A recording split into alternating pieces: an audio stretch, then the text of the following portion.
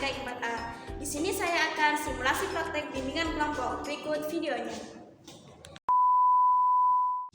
Sebelumnya, Assalamualaikum warahmatullahi wabarakatuh. Waalaikumsalam warahmatullahi wabarakatuh. Untuk memulai pada kegiatan hari ini, alangkah baiknya kita berdoa bersama-sama. Al-Fatihah.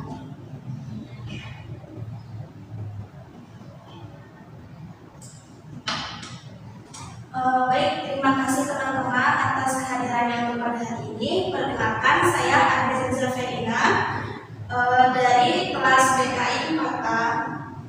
Lalu di sini saya akan memberikan peraturan untuk kegiatan pada hari ini. Yang pertama, di alangkah baiknya itu jangan bermain HP terlebih dahulu. Terus yang kedua, untuk teman-teman semua diusahakan untuk berdiskusi atau memeriahkan pada kegiatan hari ini.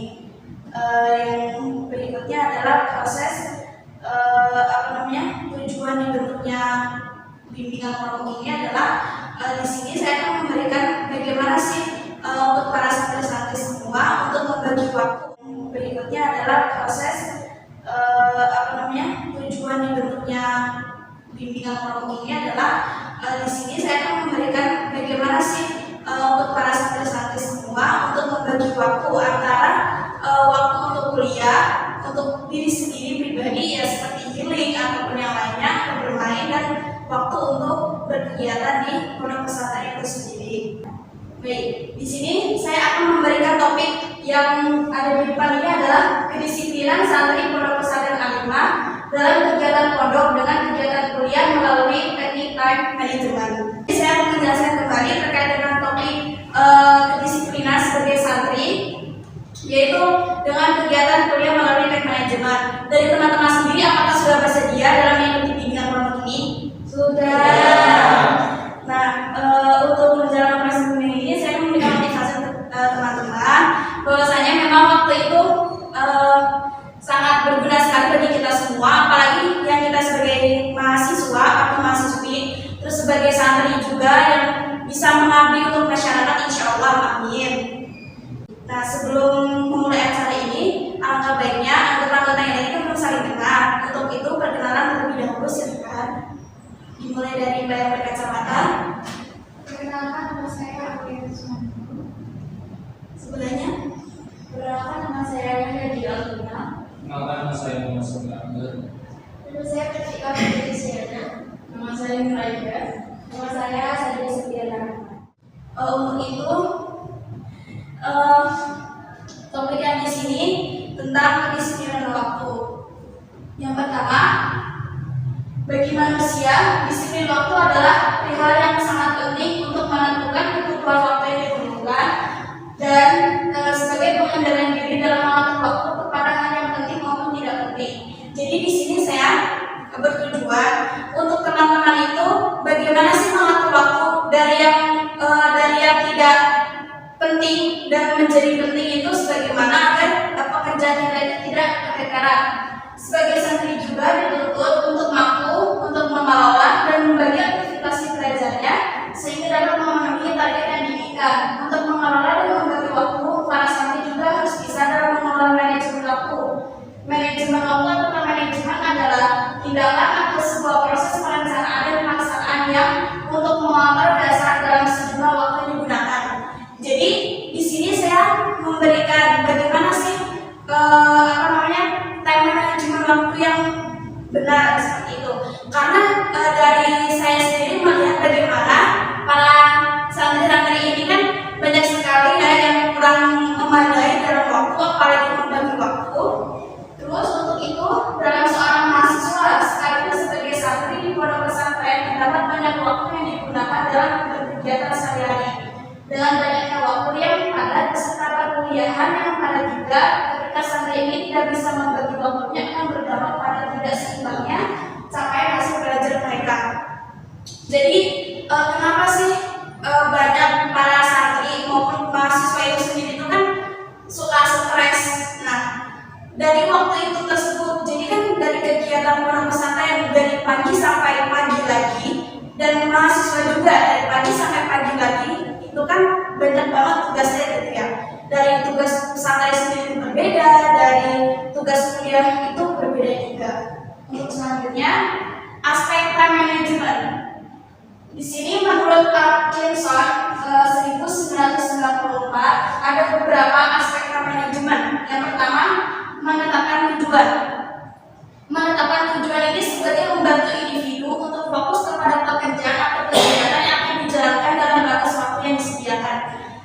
Jadi tujuan ini adalah bagaimana sih kalian itu tujuan dari waktu itu tersebut, dari menentukan waktu tersebut itu tujuannya untuk apa? Misalkan saya tujuan dari waktu ini dari jam 7 sampai jam 8, oh saya ini berkegiatan misalkan perkuliahan. Nah itu tujuannya untuk kuliah itu sendiri. Jadi dari waktu itu tidak dibagi maupun pikiran yang lain maupun berkegiatan yang lain. Terus yang kedua, menyusun prioritas. Menyusun prioritas ini digunakan sebagai menentukan urutan kegiatan yang akan dilakukan. Dalam hal yang semua pekerjaan tidak ada sama dalam hal prioritasnya. Jadi teman-teman di sini diprioritaskan. Apa sih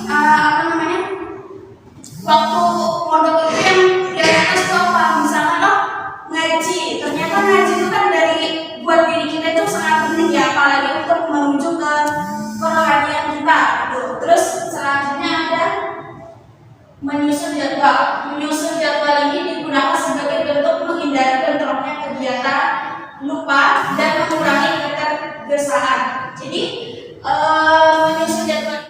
Baik, untuk teman-teman mungkin ada pengalaman yang sudah dilaksanakan teman-teman sendiri secara bertanya ataupun kayak konsultasi seperti itu, boleh lupa.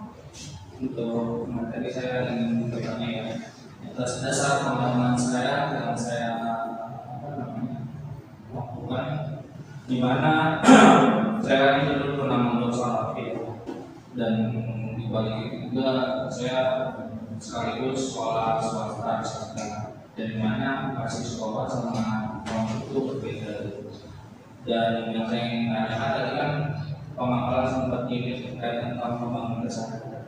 Tapi ketika pola kebiasaan hidup kita yang dimana beriringan dari mulai usia balita kemudian hingga remaja, usia remaja, itu kan menjadi salah satu faktor bagaimana penghalang kita untuk membangun kesadaran. Mungkin dari penghalang bisa memaparkan atau memberikan solusi terhadap kesadaran tadi. Di sini saya langsung menjawab. Untuk dari remaja itu kan kayak ada penghalang suatu kesadaran. Kayak kita itu ibaratnya itu kayak teman dekat lah, kayak mengasih tahu gitu kan. Misalnya dipegang pundaknya, misalkan kan dalam hal wajib kan pundak ya, pundak, tangan gitu kan. Nah itu misalnya gini, kita itu udah dewasa loh, udah remaja misalnya gitu. Kita itu kan ternyata muluk ya, iya saya tahu berat gitu kan. Apalagi kita juga sambil kuliah swasta misalnya. Kamu itu harusnya gini loh, kayak gitu. Misalkan dari kalian bilang bla bla bla bla, misalkan oh iya, kan kita itu juga kan ya kuliah namanya sekolah, ya namanya kuliah, terus kayak namanya mondok gitu kan, pasti kan basisnya beda. Coba kita belajar. Oke teman-teman, kan tadi ya dari materi sudah nyampein ya terkait tentang timeline waktu yang produktif dan gimana sih kita harus melakukan kegiatan sehari itu dengan disiplin kayak gitu. Mungkin dari teman-teman kita sama-sama membuat suatu perencanaan gimana sih timeline yang baik dan timeline yang disiplin dalam kehidupan sehari-hari. Untuk selanjutnya kita membahas kembali topik yang kita bahas kemarin itu adalah kedisiplinan santri pondok pesantren Al-Hikmah dalam kegiatan pondok dengan kegiatan kuliah melalui teknik time management. Ada beberapa aspeknya, ada 8. Terus ada langkah-langkah yang membuat time management itu menjadi lebih baik. Terus ternyata dari kemarin hasil diskusi teman-teman semua, saya mendapatkan satu lembaran atau satu informasi dari kalian tentang jadwal kegiatan pada pertemuan hari ini.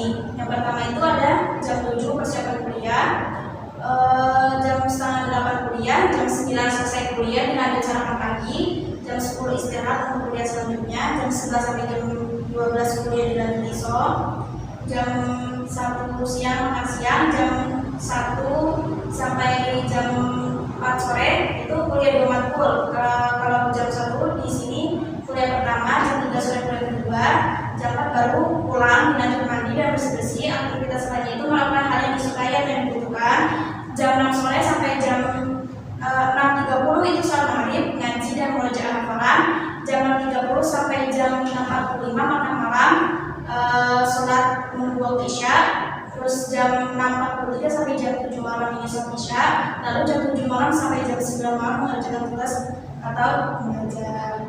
Jadi hasilnya teman-teman ini ya seperti ini ya teman-teman. Untuk time management waktunya itu untuk menggabungkan antara tugas ataupun kegiatan dari kuliah maupun produksi studi.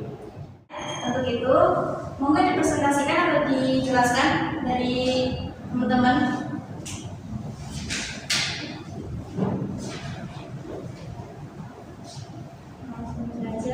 Rancangan kegiatan jam 7 yaitu persiapan kuliah, jam setengah 8 itu kuliah, jam 9 selesai kuliah dengan sarapan pagi, jam 10 istirahat untuk kuliah selanjutnya.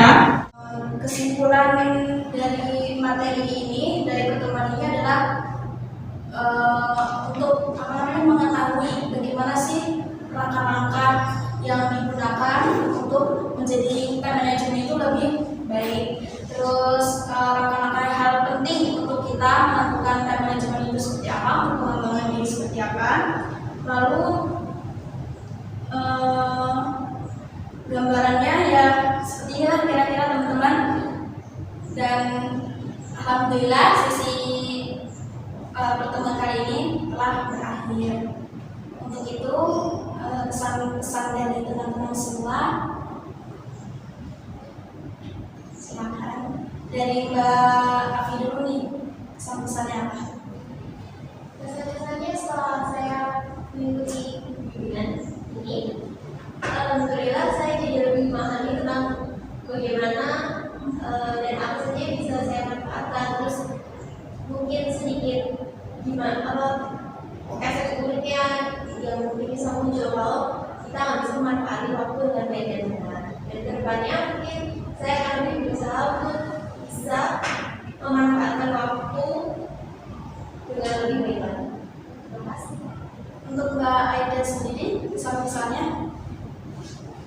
Setelah mengikuti kegiatan ini, jadi lebih mengetahui tentang apa aja sih yang lebih diprioritaskan, terus dan menjadi lebih tertata. Dari Mbak Dia sendiri mungkin dari teman-teman yang lain untuk menambahkan satu aja kesan-kesannya. Boleh Mbak Dia?